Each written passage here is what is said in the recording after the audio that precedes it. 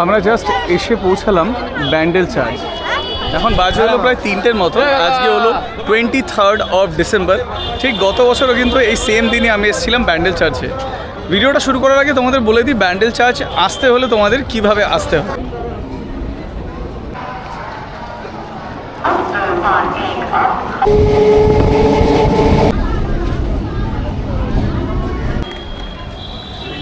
হাওড়া থেকে 10-15 মিনিট অন্তর অন্তরই কিন্তু ট্রেন পেয়ে যাবেন ব্যান্ডেল আসার জন্য। টিকিট ভাড়া মাত্র 10 টাকা। এই ব্যান্ডেল স্টেশন থেকে নামলে এখানে আছে অটো স্ট্যান্ড। ব্যান্ডেল স্টেশন থেকে ব্যান্ডেল চার্চের দূরত্ব হলো প্রায় 3 কিলোমিটারের মতন। বাইরে বেরিয়ে তোমরা অটো পেয়ে যাবে। অটো ভাড়া হলো জনপ্রতি 20 টাকা করে। একটা অটোতে 5 জন বসতে পারে। মাত্র মিনিট 10 লাগলো ব্যান্ডেল স্টেশন থেকে এসে পৌঁছালাম ব্যান্ডেল চার্চের একদম। চার্চে প্রবেশ করতে কিন্তু কোনো রকম প্রবেশ মূল্য লাগে না। আর সময়সীমা যদি বলি সকাল 8টা থেকে বিকেল 4:30 অবধি ব্যান্ডেল চার্চ খোলা থাকে। আর একটা জিনিস বলাই বাহুল্য, আজকে 23 তারিখে আমি ভিডিও করছি, 24 তারিখেও ব্যান্ডেল চার্চ করা আছে। 25শে ডিসেম্বর কিন্তু ব্যান্ডেল চার্চ বন্ধ, আর 1st of January কিন্তু ব্যান্ডেল চার্চ বন্ধ। বাকি সবই দিন ব্যান্ডেল চার্চ খোলা থাকে। এটা হলো মেন এন্ট্রান্সটা, দেখতে কিন্তু খুব সুন্দর। সাধারণ সময় হয়তো এটা খোলা থাকে, আমি দেখিনি কারণ আমি সবসময় অনুষ্ঠানের সময় আসি। আর এ পাশটা যদি দেখি, এ পাশটা কিন্তু খুব সুন্দর করে সাজিয়েছে। প্রতি বছরই ওরা এই জায়গাটা সাজায়। আর একটা কথা বলে রাখি, দিনের বেলা সৌন্দর্য রাতের বেলা সৌন্দর্য কিন্তু একদম আলাদা হয়। তাই আমি কিন্তু এখন তোমাদের দিনের বেলা দেখাচ্ছি। রাত্রিবেলা যখন লাইট বাইট জ্বলে যাবে তখন হয়তো দেখতে খুব সুন্দর লাগবে। যদিও 4:30টার পরে ভিতরে অ্যালাউ নেই, তো যা দেখতে হবে তোমাদের কিন্তু দিনের বেলাতেই দেখতে হবে। চলো আমরা আস্তে আস্তে একটু ভিতর দিকটা এগিয়ে যাই, ভিতর দিকটা গিয়ে দেখাই।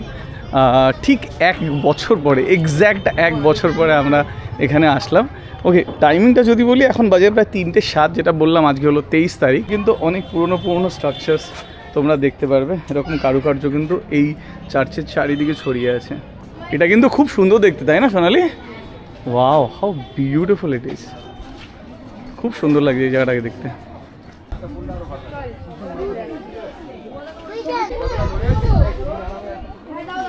দিক থেকে এন্ট্রি করে এই জিনিসগুলো তো তোমরা দেখলে, দেখার পরে এই গার্ডেনের এরিয়াটায় চলে আসা যায়। যদিও গার্ডেনটা বন্ধ থাকে, বাট এখানে কিন্তু তোমার যে এই স্ট্রাকচারসগুলো আছে এগুলোকে প্রতি বছরই রিপেন্ট করানো হয়। আর তার জন্য কিন্তু জিনিসগুলোকে খুব ফ্রেশ লাগে দেখতে। চলো আমি একটু সামনে গিয়ে তোমাদের দেখাচ্ছি। খুব সুন্দর কিন্তু লাগছে, স্পেশালি রং ঠং করার পর। আর আমি শুনেছি রাত্রিবেলা যখন তোমার আলো ঠালো দেয় তখন কিন্তু জায়গাটাকে দেখতে আরও সুন্দর লাগে।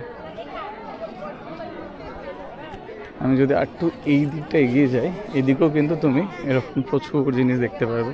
তো এখানে কিছুটা সময় কাটাতে পারবে, যদি আমাদের হাতে আজকে সময় খুব কম, কেন 4:30টার মধ্যে কিন্তু জায়গাটা বন্ধ হয়েছে। আর এই জায়গাটা আমার মনে হয় ওরা সাজিয়েছে, এখানে একটা ফাউন্টেন আছে, বাট বাকি জিনিসগুলো আমার মনে হয় এগুলো টেম্পোরারি ওয়েতে এই জায়গাটাকে সাজানো হয়েছে।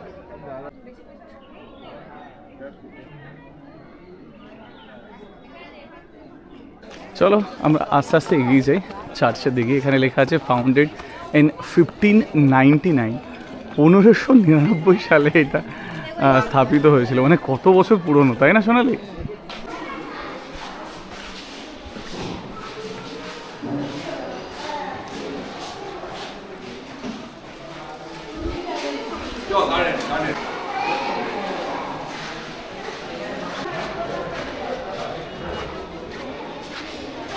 এই হলো ভিতরের জায়গাটা। আর এখান থেকে সিঁড়ি দিয়ে কিন্তু একদম উপর অবধি, সেই উপর অবধি যাওয়া যায়।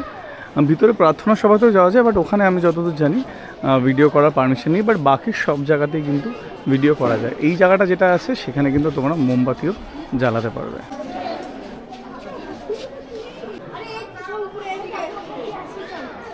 এটা হলো উইশ পন্ড বলা চলে। এখানে কিন্তু সবাই উইশ করে টাকা, মানে কয়েন বেসিক্যালি এখানে ফেলে।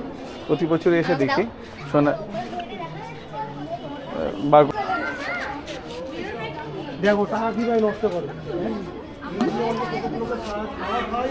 এই আমারটা তলা চলে গেছে, খুঁজে পেলাম না। এবার লম্বা করে ফেল। হ্যাঁ, আরে ফেল না। হ্যাঁ, আমরা এখন আস্তে আস্তে উপর দিকে উঠবো। এখান থেকে এন্ট্রি করতে হয়। আর ভিতরে আছে প্রার্থনা সভা, সেখানে সবার লাস্টে প্রার্থনা সভাতে কিন্তু কোনো রকম ভিডিওগ্রাফি অ্যালাউ নেই। তার ভিতরটা দেখাবো না তোমাদের, জাস্ট বাইরেটা আমি যতটা পারবো দেখাবো। তোমরা যখন আসবে অ্যাটলিস্ট যেখানেই যাও তার নিয়মকানুন ফলো করে চললেই হবে আর কি। চলো আমরা এখন উপর দিকে যাচ্ছি। এই দেখো নিচটা দেখা যাচ্ছে এখান থেকে কিন্তু ভিউটা বেশ ভালো উপর থেকে, তাই না? সুন্দর লাগছে দেখতে। ওখানে আমরা ছিলাম।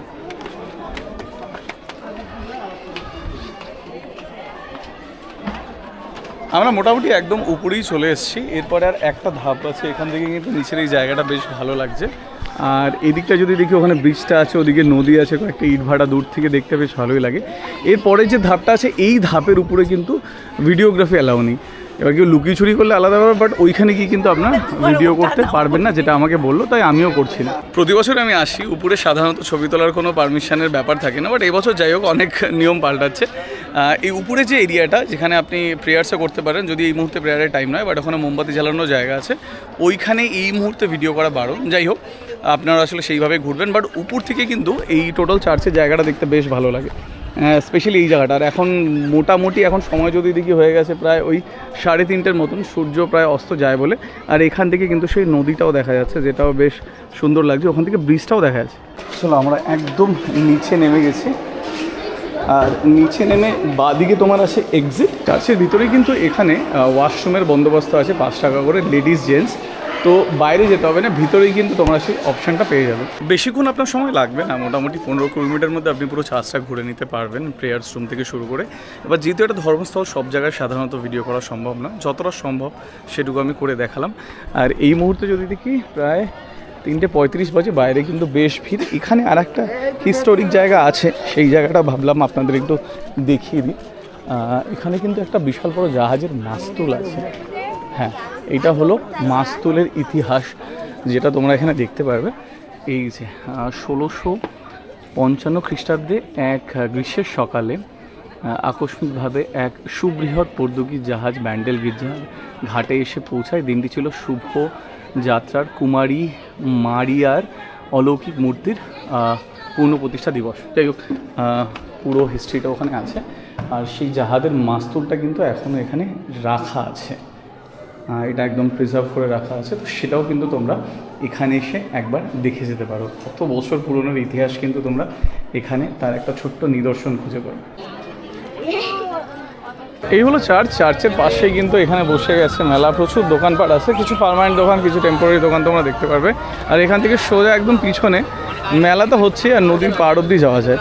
এখানে কিন্তু জিসাস ক্রাইস্ট বা অন্যান্য প্রচুর জিনিস আছে। আর মোমবাতিগুলো দেখো, কত বড় বড় মোমবাতি এখানে পাওয়া যায়। তো এখানে কিন্তু কেনাকাটা আর খাওয়া দাওয়ার বেশ মানে কালেকশান আছে। আর স্পেশালি তোমরা যদি বড় মোমবাতি বা কিছু জ্বালাতে চাও, সেটাও জ্বালাতে পারো। আর যেটা বললাম, যীশু খ্রিস্ট রিলেটেড কিন্তু প্রচুর জিনিস পেয়ে যাবো। রে বাবা, ফুচকার দোকানগুলো দেখো, সো টেম্পটিং। সাধারণত ফুচকা খুব বেশি খাই না, বাট এখানে ফুচকাটা হেভি টেস্ট। 10 টাকায় 4টে, আর একদম মুচমুচে, আর এত সুন্দর গন্ধ বেরিয়েছে, হেভি।